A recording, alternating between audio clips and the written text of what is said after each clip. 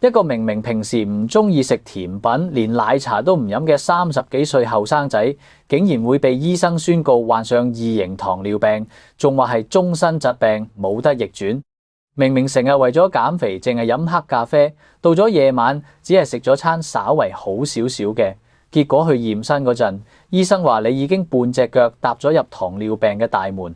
最近我收到好多街坊反映，話睇到網上嘅新聞，發現而家嘅糖尿病患者越嚟越年輕，自己日日出街食飯，搞到好焦慮。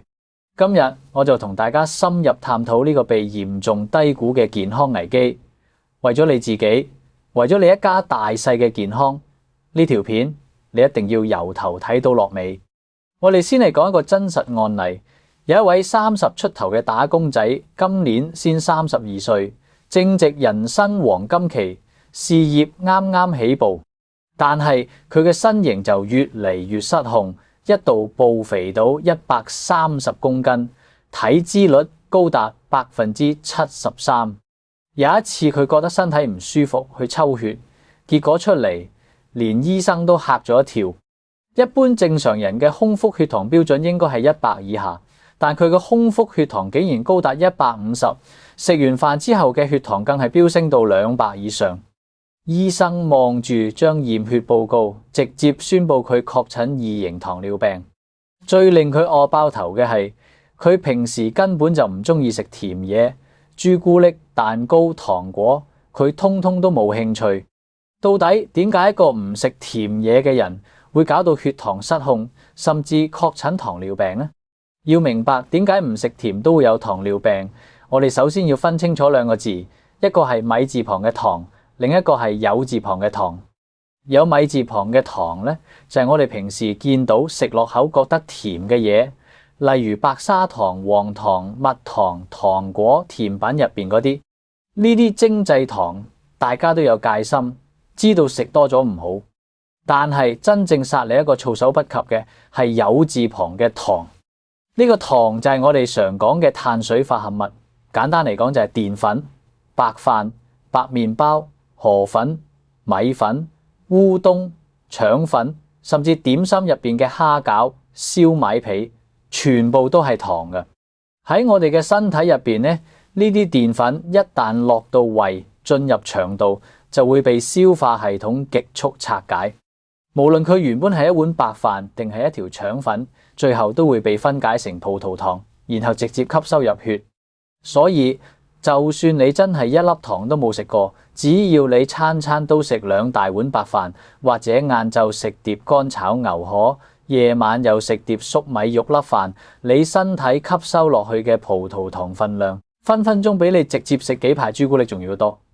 糖尿病嘅成因50%係基因遺傳，即係話如果你屋企有長輩有糖尿病，你自己本身就係高危人士，呢點你一定要知。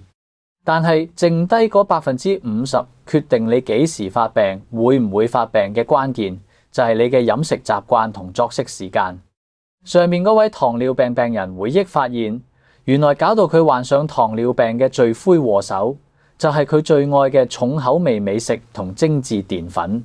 呢啲嘢食落去未必好甜，甚至有啲係鹹嘅，但係其實全部都係隱形血糖炸彈。根據營養師嘅權威揭露，有3大類食物，食落明明唔甜，但就會令你嘅熱量暴增，血糖極速飆升，對身體造成雙重傷害。第一種，打芡類食物。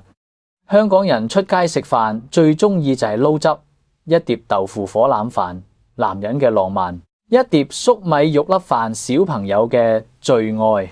你覺得食肉食豆腐好健康咩？錯啦，魔鬼完全喺嗰啲汁入邊。咩叫打芡？就係廚師為咗令啲汁變結有光澤，可以掛喺肉同飯上邊，就會加大量嘅生粉水或者粟米粉水入去煮。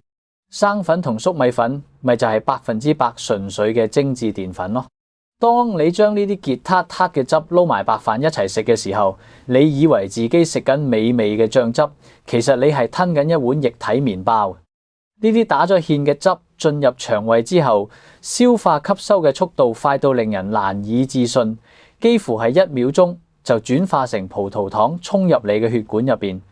加埋呢啲羹湯、濃汁，為咗好食，通常會落極多鹽、味精，甚至暗中加咗好多糖去提鮮。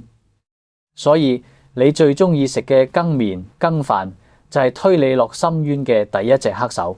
第二種，油炸類食物。香港人中意食香脆嘅嘢，炸雞髀、炸豬扒、炸魷魚鬚、咕嚕肉。你可能會諗，油炸食物係熱量高，但呢個同血糖有咩關係？關係可大啦。首先，絕大多數油炸食物落油鑊之前都會包上一層厚厚嘅炸粉或者麵糊，呢層炸粉又係滿滿嘅精緻澱粉。經過高溫油炸之後呢，呢層澱粉會變成一嚿超級吸油海綿，將嗰啲萬年滾油吸到滿一滿。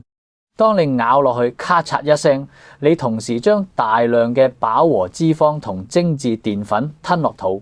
高油脂會阻礙胰島素嘅正常運作，搞到你嘅身體就算分泌咗胰島素，都冇辦法有效咁將血液入邊嘅糖分帶入細胞入邊。結果就係嗰啲糖分一直堆積喺血管入邊，令你嘅血糖長時間處於高位，點都降唔落嚟。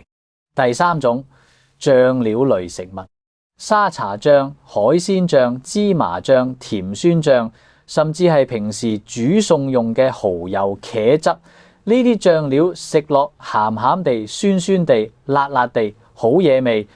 但係你試下走去超級市場拎起樽醬睇下背面嘅配料表，你會發現白糖或者高果糖漿通常都排喺前3位。為咗中和醬料入邊嘅鹹味同酸味，廠家必須加入極大量嘅糖。你以為你食緊鹹嘅嘢，其實你每一啖都喺度食緊糖水。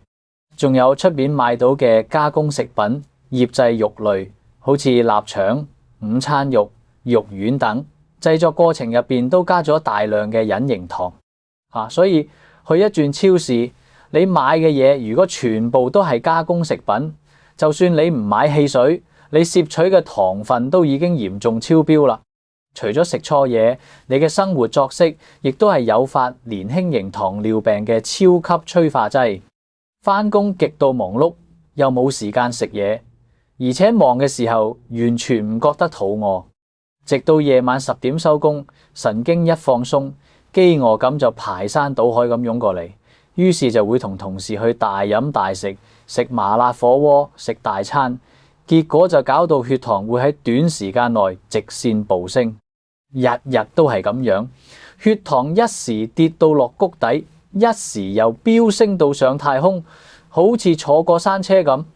胰島素日日俾你折磨，一時餓到死，一時餓到死，耐而耐之，細胞就會對呢啲工人產生抗拒，亦即係醫學上所講嘅胰島素阻抗。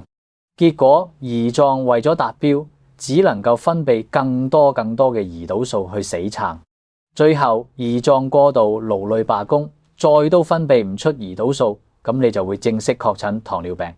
斷食減肥或者因為忙而唔食飯，然後夜晚報復性暴飲暴食，係摧毀血糖系統嘅最快捷徑。糖尿病最可怕嘅地方在於佢嘅前期係極難察覺嘅。好多時候，當你去睇醫生確診嗰一刻，你嘅身體已經處於高血糖狀態好長一段時間啦。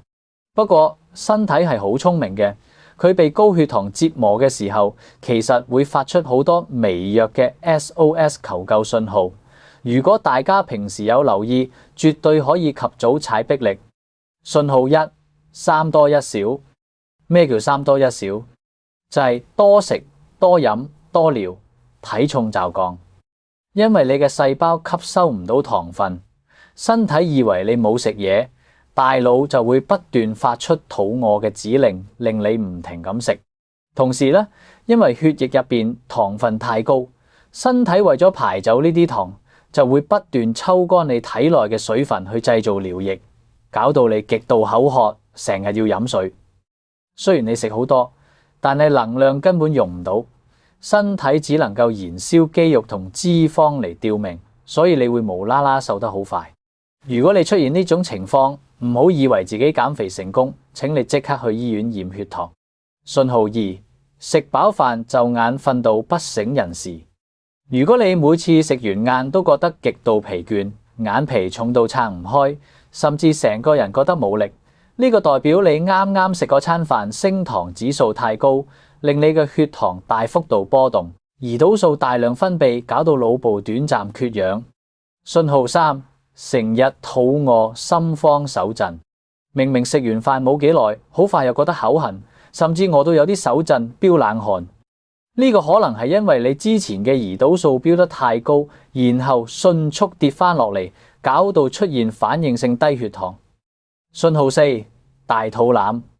如果男士腰圍超過90厘米，女士超過80厘米，或者體脂率偏高，呢啲脂肪通常都係積聚喺內臟周圍。內臟脂肪係引發胰島素阻抗嘅最強元兇。大肚腩就係糖尿病嘅入場券。根據統計數字咧，而家糖尿病嘅人數咧真係喺度急劇攀升，而且不斷年輕化。糖尿病最可怕之處在於佢帶嚟嘅不可逆轉嘅併發症。當你嘅血管長期浸泡喺高濃度嘅糖水入邊，血管壁就會被破壞，由微絲血管開始破壞你嘅視網膜，破壞你嘅腎臟，破壞你嘅神經線，甚至引發中風同心臟病。各位，我哋辛辛苦苦返工賺錢，就係想一家人齊齊整整、開開心心。點解要因為一時嘅口腹之欲，或者貪圖方便喺出邊亂咁食，而搞到自己年紀輕輕就要被糖害捆綁下半世呢？改變飲食習慣的確好難，要你一世唔食甜嘢亦都唔現實。但我哋可以由今日開始學識精明咁選擇擺落口嘅嘢。行超市買嘢，反轉背面睇下配料表，避開隱形糖。出街食飯，少叫一碟煎炸嘢，叫多一碟白灼菜。為咗你自己嘅健康，為咗唔成為屋企人嘅負擔，更係為咗可以陪你愛嘅人走得更遠，食盡天下間真正嘅美食。請你由今日開始正視呢個甜蜜殺手，識得選擇，我哋先可以真正活得精彩。我哋下條片再見。